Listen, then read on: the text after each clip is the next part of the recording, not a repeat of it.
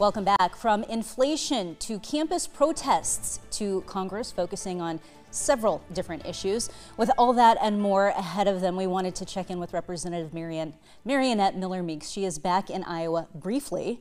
She joins us today. I know you're on a whirlwind trip back, and we appreciate your time today in the studio. It's going to go by quickly. We've got 4 minutes, so we'll get right to it. I wanted to talk to you about one of the timeliest things at stake today, which is President Biden addressing the protests that are happening around the country and on college campuses.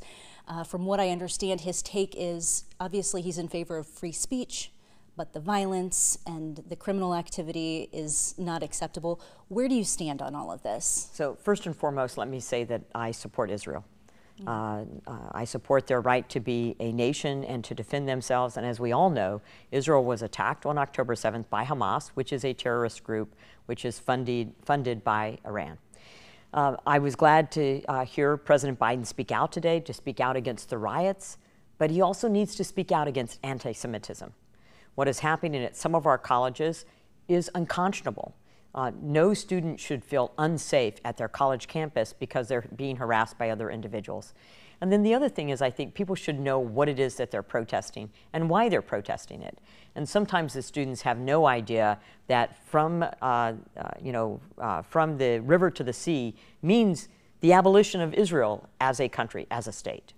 And so I think it's important to know why you're protesting. We support free speech. We have stood up for free speech. We have stood up against censorship, which we saw during the pandemic. So this is an issue that's very personal to us, especially as a Republican in Congress.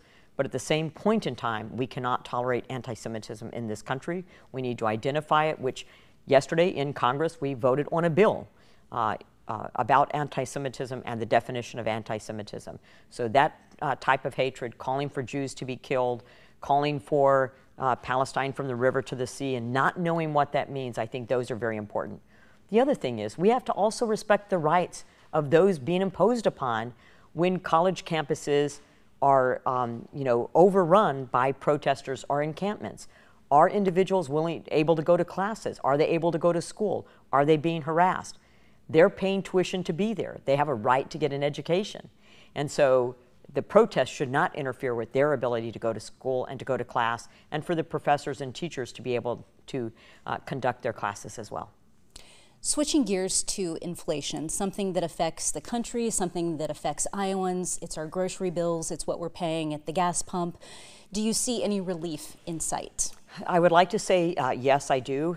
We know that the Federal Reserve was poised to lower interest rates earlier this year. They have now come out and said it's doubtful that they will lower interest rates. And we know that the inflation we're experiencing came about through record government spending, too much money in the economy, drove prices higher. And people are suffering at the gas pump. Even today, I can tell you that I actually turned around, drove back a quarter of a mile because the gas prices were cheaper at this station than the stations going forward. Every single one of us do that. If you're at the grocery store, prices are high. If you're renting or trying to buy a home, interest rates are higher than they have been. So every single one of us are affected by inflation. And not only us as people, but I can tell you, even in the government. So when we're talking about roads or bridges and people are saying what they were going to pay is now skyrocketed, so now they can't go forward with a project. When I talk to people that I'm visiting in the state, so every part of our economy is affected. Every individual is affected, from the lowest income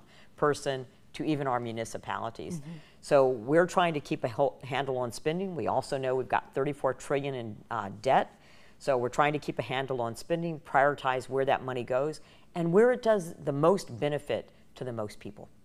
I think one of the most interesting things that Iowans will find about you is what you're doing tomorrow. It's an interesting trip you're taking. Tell us a little bit about what that is. Well, one of the ways we can tackle inflation is to have affordable energy. And we know that in 2020, we were energy independent in the United States. We were exporting energy and low-cost energy. So tomorrow, I'm going to be going to Augusta, Georgia to visit the Vogtle nuclear power plant.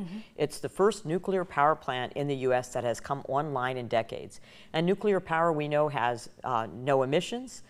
So it can generate electricity in a continual base load, so it's dispatchable.